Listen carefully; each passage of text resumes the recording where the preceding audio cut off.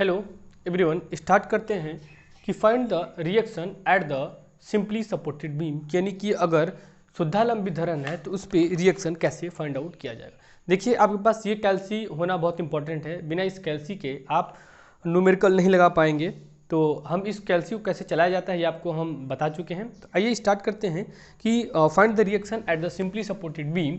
तो रिएक्शन किसी भी सपोर्ट पर, अगर वो बीम है, सिंपली सपोर्टेड बीम है, तो हम लोग कैसे निकालेंगे, सिंपली सपोर्टेड बीम पर कैसे निकालेंगे। अब देखिए, पहले हम यहाँ पर आपको इसको बेसिक बता देते हैं कि रिएक्शन को निकालने के लिए आपके 3 कॉन्सेप्ट क्लियर होने चाहिए स्टेप बाय स्टेप।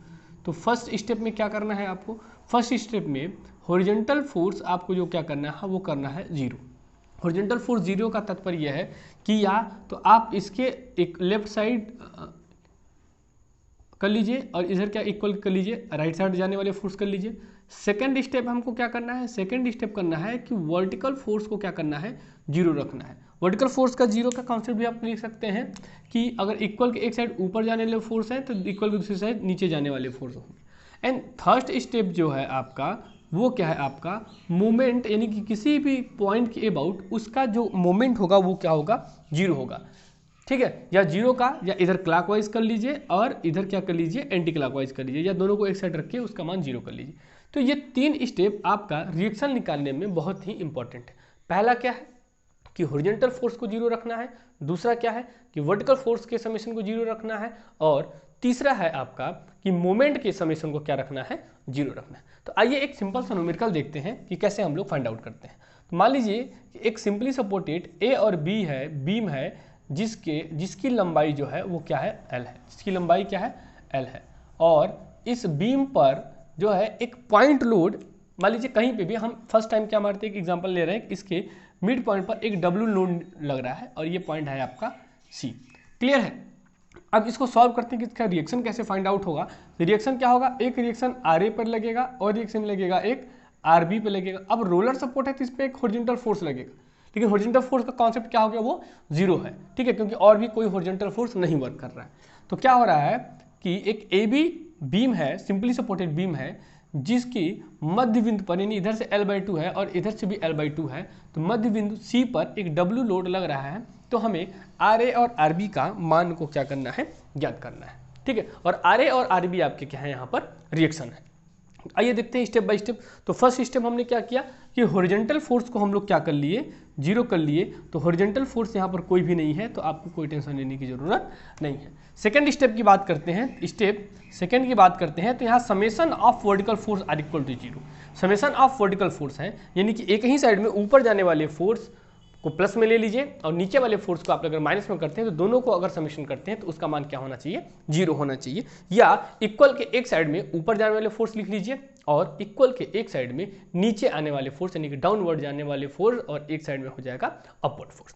तो हम यहाँ से कॉन्सेप्ट यूज कर लेते हैं कि ऊपर जाने वाले फोर्स एक साइड लिख लेते हैं और नीचे। अब ऊपर कौन कौन सा फोर्स जा रहा है, एक आर ए जा रहा है ऊपर की तरफ और प्लस आर बी, और बराबर हमने लिख लिया नीचे आने वाला फोर्स कितना लोड है, वो W। तो ये बन गया हमारा इक्वेशन नंबर फर्स्ट। क्लियर। अब यहां से देखते हैं स्टेप नंबर थर्ड। स्टेप में क्या है कि हमें मोमेंट के समेशन को क्या करना है, 0 रखना है। तो मोमेंट हम क्या करते हैं, पॉइंट ए के अबाउट ले लेते हैं, पॉइंट ए के अबाउट ले लेते हैं।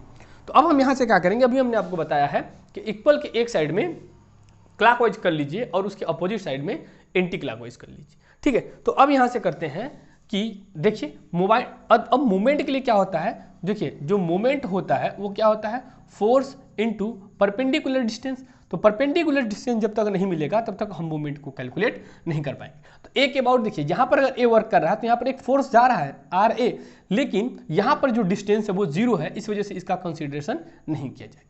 अब देखिए ये इस कैसा, अब देखिए ये लोड है यहाँ से लग रहा है, तो ये इसको कैसे घुमा रहा है, क्लॉकवाइज घुमा रहा है। तो हमने क्लॉकवाइज को एक डायरेक्शन में लिख लिया। लोड कितना होगा, W है, और डिस्टेंस कितना है, L/2। तो हमने लिख लिया यहाँ से L/2। क्लियर है। मोमेंट की बात करते, यहाँ से नेक्स्ट इसकी बात करते हैं। ये देखिए इसको कैसे घुमा रहा है, एंटी क्लॉकवाइज। ये ऐसे चला था, ये ऐसे चला, तो हमें क्लॉकवाइज, और ये कहा अपोजिट चल रहा है, तो इसको एंटी क्लॉकवाइज हम क्या कर ले रहे हैं, माइनस लिखते हैं। या हम इक्वल किधर करेंगे तो वो प्लस में हो जाएगा। तो यहाँ से क्या हो जाएगा, L × RB। RB क्या है, reaction at a B point. RB क्या है, reaction at a B point. अब यहाँ से देखिए एल से एल क्या हो जाएगा, कैंसिल हो जाएगा, आरबी बराबर क्या आ जाएगा, W/2। क्या आ गया, आरबी बराबर W/2। अब देखिए अगर आरबी का मान, आरबी बराबर W/2 हम कहाँ करेंगे, समीकरण एक में क्या कर दें, रख दें।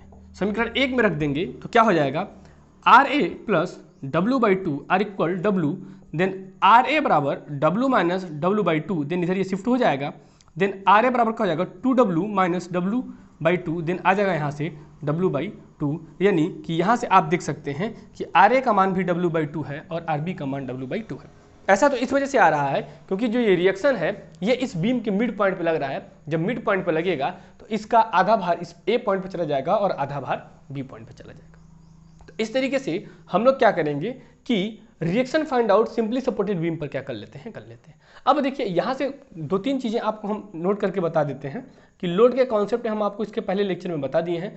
अगर पॉइंट लोड है तो वो तो लोड W जो दिया हो वो लोड हो जाएगा। लेकिन जब यूडीएल लोड दिया हुआ है, जो इस तरीके से स्ट्रक्चर बना होता है जिसको देख के आप कहते हैं यूडीएल लोड है, यूनिफॉर्मली डिस्ट्रीब्यूटेड लोड, तो यहाँ पे अगर W पर यूनिट दिया है तो इसको लोड में कन्वर्ट करने के लिए W इंटू एल का मल्टीप्लाई करते हैं।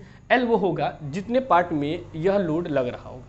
देन इसके मिड पॉइंट की बात करते हैं, डिस्टेंस कितने पर वर्क करेगा मिड पॉइंट, तो वो जब डिस्टेंस की बात करते हैं तो ये L/2 यानी कि जितने में ये स्पैन पे लग रहा होगा उसका क्या होता है, आधा होता है, जहां पर वो एग्जैक्ट एक पॉइंट को क्या करता है, मैच करता है।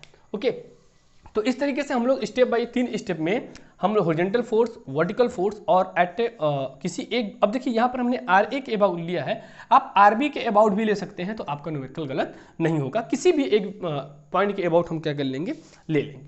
तो अब RB पे करें अगर लेते हैं तो RB का मान क्या हो जाएगा, वहाँ पर 0 हो जाएगा, क्योंकि उसके लिए आपका जो रिएक्शन है तो रिएक्शन तो वर्क कर रहा है लेकिन वहाँ पर जो डिस्टेंस है वो क्या है, 0 है।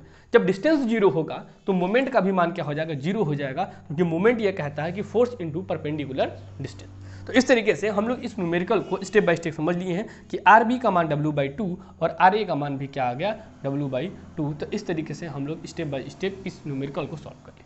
अब इस बेस पे अगर आप न्यूमेरिकल लगाना चाहते हैं तो लगा सकते हैं, ठीक है।